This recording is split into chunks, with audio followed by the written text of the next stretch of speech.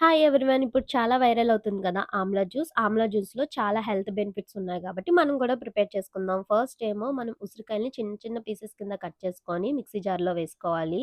అందులో జీలకర్ర, అల్లం, మిరియాలు, బ్లాక్ సాల్ట్ ఏసుకోవాలి. బ్లాక్ సాల్ట్ అయితే టేస్ట్ చాలా బావుంటుంది. కొంచెం వాటర్ యాడ్ చేసుకొని 5 మినిట్స్ వరకు మనం మిక్సీలో గ్రైండ్ చేసుకోవాలనమాట.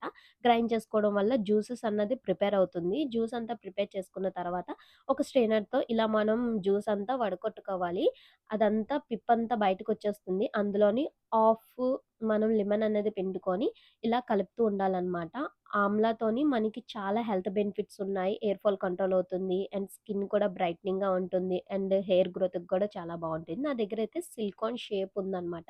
ఇందులో అయితే చాలా ఈజీగా క్యూబ్స్ అన్నవి బయటకొచ్చేస్తాయి. సో, నేను స్టార్ షేప్‌లోని ఆమ్లా జ్యూస్ అన్నది ఫ్రిడ్జ్‌లో స్టోర్ చేసుకుంటున్నా. మన దగ్గర ఇలాంటి ఐస్ క్యూబ్స్ ఉన్నాయి. ఇందులో గూడా స్టోర్ చేసుకోవచ్చు. కొంచెం నా దగ్గర జ్యూస్ అన్నది ఉంది కాబట్టి, అందులో నేనిప్పుడు ఒక జార్‌లో అన్నది స్టోర్ చేసుకుంటున్నాననమాట.